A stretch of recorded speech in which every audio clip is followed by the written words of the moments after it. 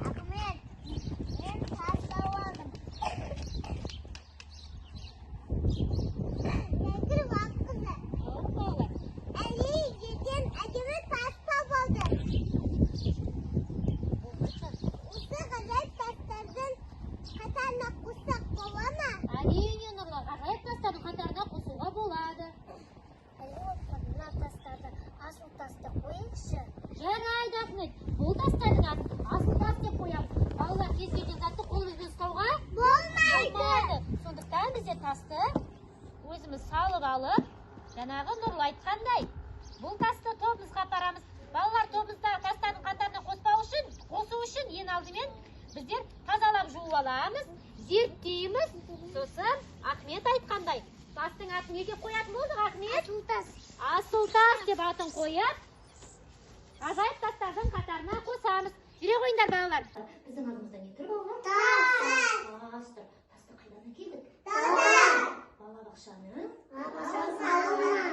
Иә, дұрыс айтасыңдар, балалар. Тасты не үшін әкелдік біздер, балалар? Себебі тасты Зерттеу үшін әкелдік. Зерттеп, ғажайып тастардың қатарына қосамыз. үшін әкелдік. Ал жарайсыңдар, балалар. Ендеше қолымызға бір тасты алайық. Үлкейткіш әйнекпен қарайық бәріміз. Ал қарай қойыңыздар, балалар. Не байқадыңыздар? Айгүл вақыда менің сінің тасынан Дұрыс айтасың. Айгүл вақыда мен тасында тесі. Дұрыс, тесі қуыс болып тұр екен. Сызық көріп тұрмын. Жарайсың, Ахмет, жарайсыңдар, балалар. Ендеше әлі сенің тасың қандай екен? Қызыл. Түсі қызыл екен. Жарайсыңдар, балалар. Ендеше үлкейткіш әйнекті алдымызға қояйық та, балалар, енді тасты оң қолымызбен алып, жерге қойып. Не байқадыңыздар? Дыбыс байқадыңыздар. Балалар, бұл дыбыс неден шығып тұр? Тастан. Тастан шығып тұр. Не үшін шығып тұр екен? Себебі қатты. Жарайсыңдар. Ал балалар, тасты бүйтіп көрдіңіздер ме қолдарыңызбен? Қысып. Қысыла ма? Жоқ. Қысылмайды. Не себепті қысылмайды?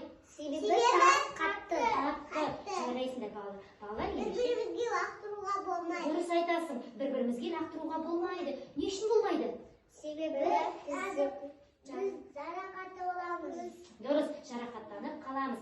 Ендеше осы тасты алдарыңыздағы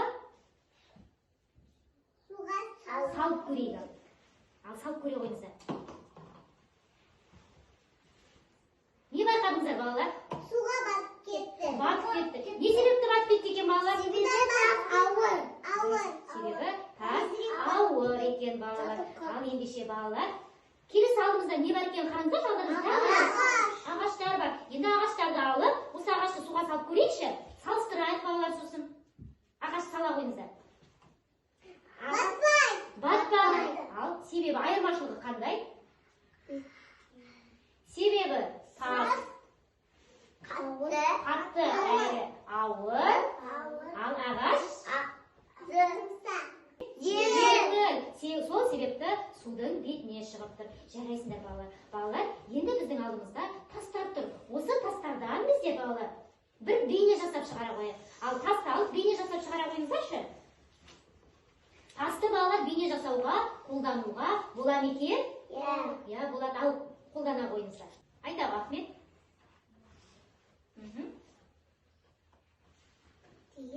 Айтағы. Сопақша жасапсың сені. Сопақша жасапсың. Әрине жасадың сен. Дөңгелек. Жарайсың, дөңгелек. Шеңбер деп айтамыз, солай ма, балалар? Нұрлы, тезекте ғой. Тағым жасады, сезім? Сен не жасап шығардың? Үш жасап шығарған екенсің. Жарайсың. Балалар, бұларды бір ауызбен не деп айтамыз? Пішіндер. Геометриялық? Пішіндер. Ой, жарайсыңдар, балалар. Балалар, тастан бейне жасауға бола ма екен? Жарайсыңдар, балалар. Зерттеу саласы сіздерге ұнады ма? Жарайсыңдар, балалар. Балалар, бана серуенде жүрген кезде тасқа ат қойып едік қой. Асыл тас. Ендеше бұл тастардың атын асыл тас деп қойып, қайда орналастырамыз? Жарайсыңдар, балалар. Балалар, бүгінгі зерттеу сабағы ұнады ма сіздерге? Жарайсыңдар, маған да бүгінгі зерттеу қатты